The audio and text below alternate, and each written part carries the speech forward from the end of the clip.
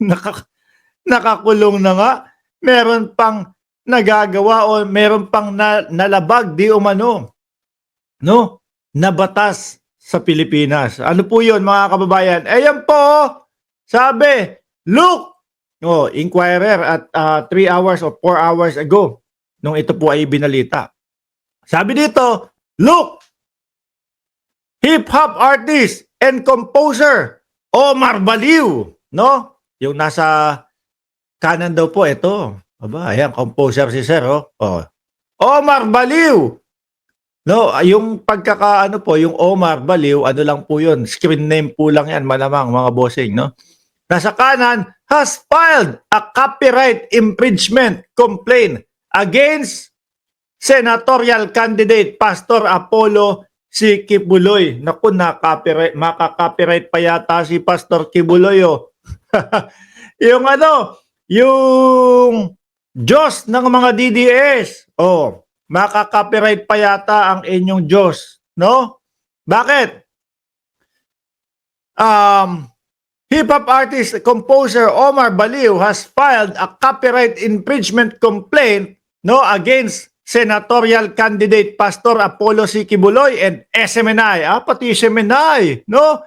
President Dr. Marlon Rosete before the Pasig RTC on Monday, March 24. Gumamit to ng jingle, no?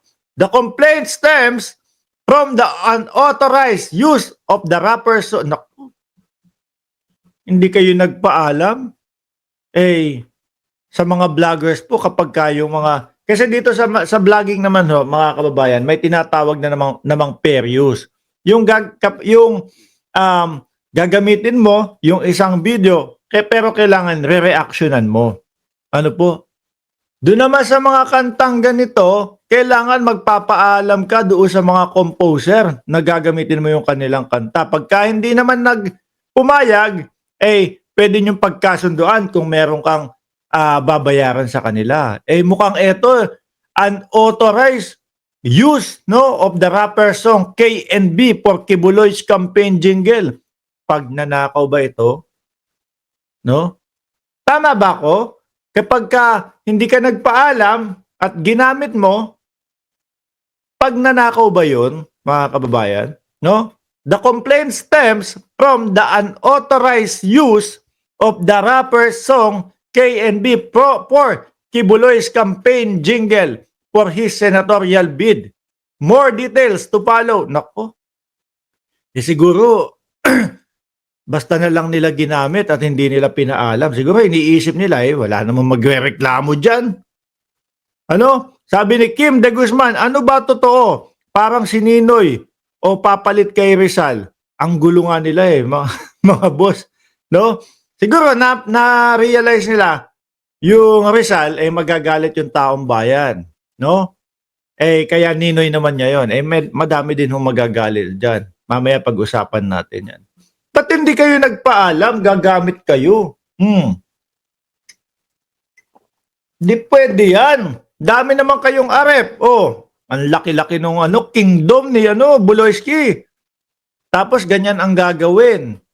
Naku po. Mukhang may talo si Buloyski dito kung sakaling mapatunayan na sila ay hindi nagpaalam. Ano?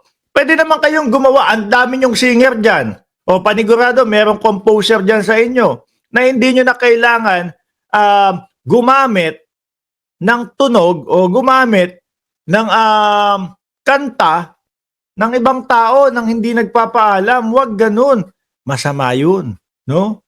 Kung tama man po ang pagkakaintindi ko doon sa unauthorized use ay pagnanakaw, nakasulat yan sa 10 commandment.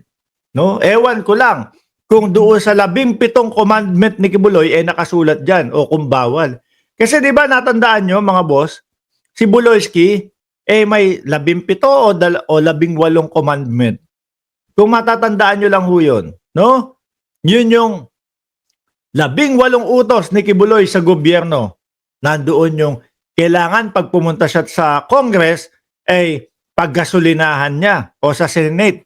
Paggasolinahan ng gobyerno ng Pilipinas yung kanyang eroplano. Isa yun. Ano pa? Kailangan sagot ng gobyerno yung pagkain ng mga bodyguard niya at kasama yung mga bot-bot. Kasi wala nang ibang sinabi yung mga yun kundi puro bot-bot nimo, bot-bot nimo. Oh, bugas-bugas, asang 20 pesos na bugas. Kami naman maghahanap. Musta si Buloyski dyan? O, di ba? Meron, akalain mo hindi pa tapos yung yung mga kaso ni Buloyski, pero eto ngayon meron na namang kakaharapin. Meron na namang problema. Oh. Although hindi ito mas mabigat kesa doon sa mga naging kaso ni Buloyski, kaso naman mga kababayan, dagdag sa kamot ulo din sila na to. Sana sana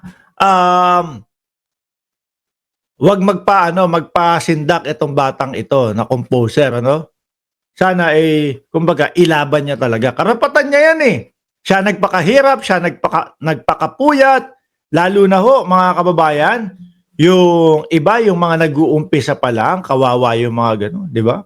Hirap na hirap mabigyan ng break. Talagang pinaghihirapan nila yung mga ganyan.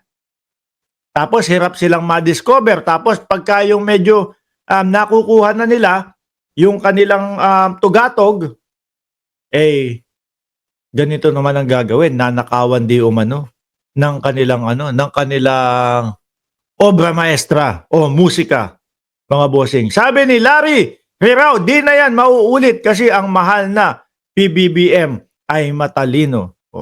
Di na yan mauulit kasi ang mahal na PBBM ay matalino. Sabi ni Nanette Lope, sinakop na lahat. Rizal, Ninoy, sino pa kaya?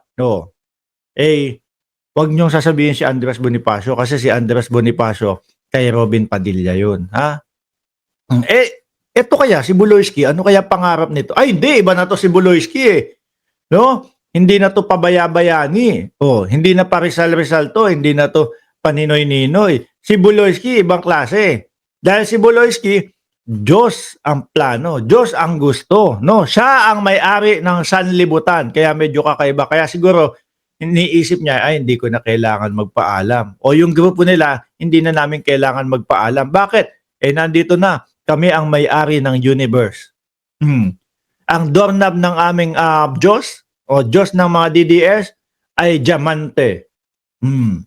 Pero wala man lang pambayad sa artist kung ito ay manalo, itong bata na to, mas malaki ang babayaran nila.